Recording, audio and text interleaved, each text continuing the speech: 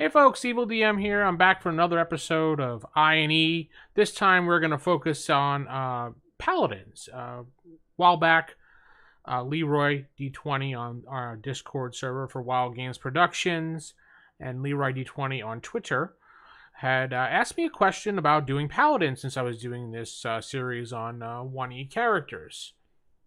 Now, Paladins are pretty straightforward. You'll see them in the book, page 22, 21, around there, depending on the edition of the book you have. Mine, I'm referencing this one. So, just going over it basically real quick. Strength, you have to have a 12 at least. Intelligence, you need a 9. Wisdom, you need a 13. Constitution, 9. And a charisma of a high 17. You also have to be lawful good no matter what, or you lose all the following powers you get with the class. So even if you do an act that is not considered lawful good or is considered non-lawful by the dungeon master, you can have your powers stripped and you have to atone for that. And that could be a whole adventure in itself, because when you lose all your paladin abilities, you basically become just a fighter.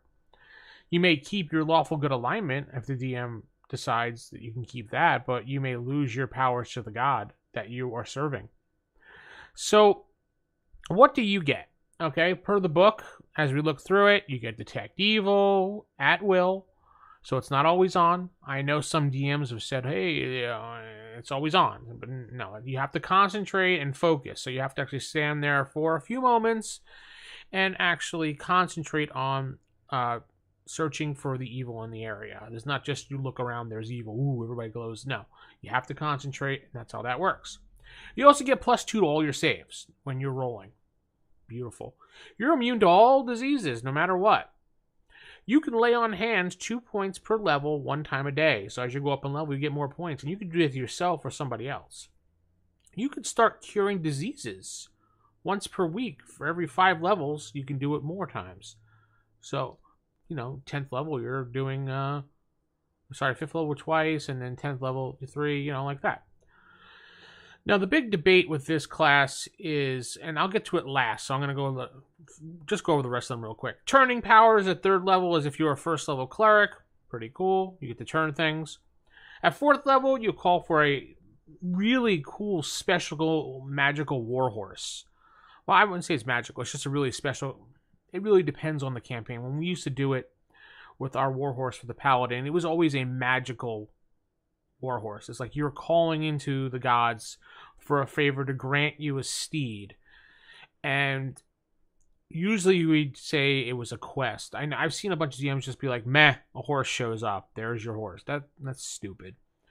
Make it a quest. Have them search for something. Have them do something for their god. Make it worth something wild. Make it special for the player. So it's not just a hand wave and a meh.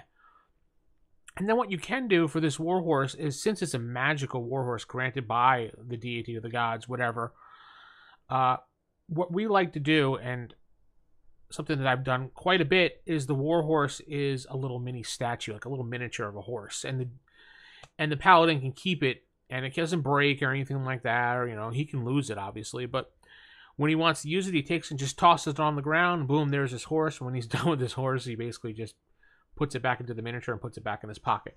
Yeah, that kind of came from, probably some video game theory, thing like that. But I can't remember how far back we were doing that. That was one of the various things I did back in the 90s and probably in the 80s when I was younger. It was always like, oh, the horse just...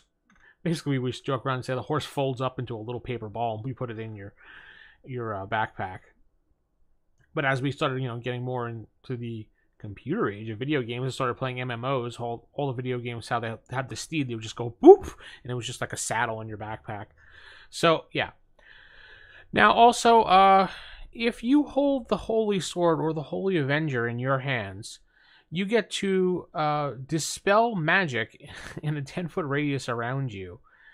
And the level of that dispel magic is considered the level of the paladin when you're configuring it out. So,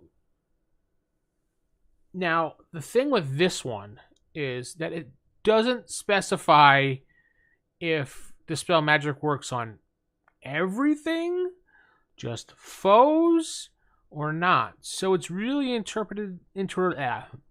excuse me, it's really up to the dungeon master to interpret this how he sees fit. Now, if you want to be an evil dungeon master, you'll probably just say, well, the book does say dispel magic. Now, I'm pretty sure it's written to say that foes would dispel magic. But it's really up to the interpretation of who's reading it. So go with whatever your gut tells you or whatever fun you want to have. You want to piss off everybody? Fine, then do that. Maybe make it an ability that you could turn on and off with the sword. It's up to you, your game, your rules.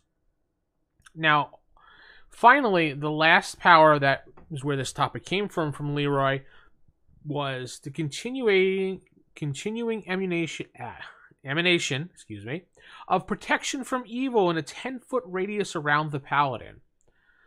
So a 10-foot radius around the Paladin, he has this protection from evil always on. And that protection for evil prevents things from attacking without a negative penalty, as per the spell, which we can flip open to our book and see that on page 44, the very bottom. Basically, it gives a -2 to all hit rolls for various creatures, servants, demons, devils, Dingeon, Efreeti, elementals, imps, invisible stalkers, things like that. So it does say a 1-foot distance here around them, but the actual Paladin class has a 10-foot radius around the Paladin. So it should be interpreted based on the rule written in the class over the rule written in the spell. So it basically protects you. It specifies a whole bunch of creatures, but it also specifies by any evil creature incurring a penalty of -2. And of course, any of those hits that they get upon you that causes a saving throw, you would get a +2 to any saving throw as well. So Paladin, this ability, Holding the Holy Avenger, and standing there would get, and plus Holding the Holy Avenger, standing there with +2, he automatically gets a +2 all save. So he's like, what, +4? Possibly more at this point. So how do you handle this? Well, it's a 10-foot radius. How often or how close is your party going to fight all the time if you want this 10-foot radius to affect you? It's a problem because 10-foot radius is not that big as you think it is. It seems like it is, but it's not. I mean, you could fight shoulder to shoulder, and those people would be protected, and maybe one right behind you. Not ideal, but it will work. It'll work. I would say if you're going to try to cram everybody in this little circle, you're going to be giving negative penalties to hit, maybe a -1, because you're all in like a short space trying to attack. So just imagine if you're playing a game, football, whatever, and you guys are all bunched up together with each other, and you're trying to do something with your arms. There's a guy right next to you, so you're swinging to go like this. Oh, wait, Tom's there. Or you swing to go like this. Oh, wait, John's there. Or you take your axe and go back like that. Oh, Bob's behind me. So what you want to do is you're going to want to give little penalties here and there as well. So you're going to get around that, and your players will eventually figure out you shouldn't be bunched in a little circle around the Paladin all the time. I could see if you want to do a back-to-back-to-back thing because you're surrounded and, you know, it helps every once in a while, but you're still going to get negatives no matter what because you still need full range swings to get that full strength attack to get your bonuses. Otherwise, you could drop that too completely because, remember, if you can't swing back like that, you're not getting your full strength, and you have to go like that. That's a lot.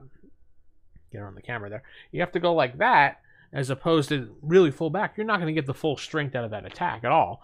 So that's how I would probably handle that, Mr. Leroy. Now, back onto the class here. So with the good comes the bad. So you have to be lawful good and never lose that lawful goodness in your life. So also, they've tacked on a whole bunch of other stuff as well. You can never retain more than you need. So to sustain yourself, your keep, if you get one, or your retainers, or your henchmen. Now, with that, it also states that you cannot have more than 10 magical items at one time in your ownership. So, and they break that down even further by saying you're only allowed 1 suit of armor that's magical, 1 magical shield, and 4 weapon types that are magical, along with 4 other types like rings, maybe like a necklace or something. But those are your 10 things that you can have. That's it. You can't have anything else. The rest of them you have to give away, not take. So you got to be choosy about what weapons you really, really want. Going beyond that, you also have to tithe 10% of all your income. How do we handle that? Well, what you can do, and you don't have to be too much of a stickler for this, but when you go to new towns, when you go to new cities, the first thing on the mind of the Paladin should be to look for the most lawful good temple, church there is, and drop a few coin in the box. Whether it be a couple pieces of gold, a platinum, didn't care. As long as a Paladin was just doing something, making an effort. I mean, if he's hoarding money, that's a different story. He shouldn't be, but most Paladins don't. But what you should be doing is giving some away. Even if you give it to the poor, help feed someone, I would allow that as part of a tithing. As long as it's a good act of helping someone, you're fine. Also, when you hire your henchmen, your extras, your fodder, you want to say, they all have to be lawful good. They can't be anything but lawful good. That's all you employ because that's all you trust. Finally, and this is a huge one, this goes kind of looking into the whole cavalier knighthood of the Paladin, is that you must swear a loyal oath to a lawful good king, a lawful good cause. You must form an alliance with lawful good characters. So what does that mean overall? You cannot group with people that are evil aligned. You can tolerate people who are neutral. You may constantly nag them and talk to them about being non-good. You may even nag chaotic good people as well, because while they're still good, they're not lawful good. They're not law-abiding citizens. Neutral good, you still are very nice, but you need to follow the laws there, pal. Evil? Nope. Not going to work in this situation. So, evil characters cannot be in the same group. So, this is really important when you're making up characters in the beginning of the game that you specify as the Dungeon Master to the group. Let's coordinate. And don't allow evil alignments if you want a campaign of good characters. Most of these role-playing games are based around good characters fighting off evil. Do you want evil characters in that game? Probably not. Really, it's your game. You could do whatever the hell you want, but I generally restrict characters to good alignments when they're playing in my games. That way they run a little more smooth. I will allow neutral alignments, like lawful neutral and true neutral, though true neutral is very difficult to play at times. And chaotic neutral, I will allow that as well with a grain of salt, because a lot of people use that as an excuse for chaotic evil, and it drives me up the wall. And, I'm chaotic neutral. I'm crazy. One of those stupid things. So you have to have an experienced player for those things. But that's basically what a Paladin looks like. And then they also, I mentioned they do get spell abilities, which is much like a cleric, starting at first level, but they're at 9th level, which is very helpful because they get all the wonderful little added things that in spells for first level. So overall, Paladin is a good class to play. It's a fun change to play, to be the upholding right citizen brigade type person. Now, you don't have to play them stupid. Lawful good doesn't mean lawful stupid. You have the ability to determine what is right and wrong. Doesn't mean you have to be goddamn stupid about it. Like, I've seen lawful stupid running into things and not using judgment on what would be really good. If you have a problem, discuss what you need to do with the group. Do you really think we should do this? Wow, you're playing a lawful good character. We should burn down the village. Well, maybe we should go in and, try to take them out if they're bad. I don't want to burn it down, because what if we hurt some innocent children? Things like that.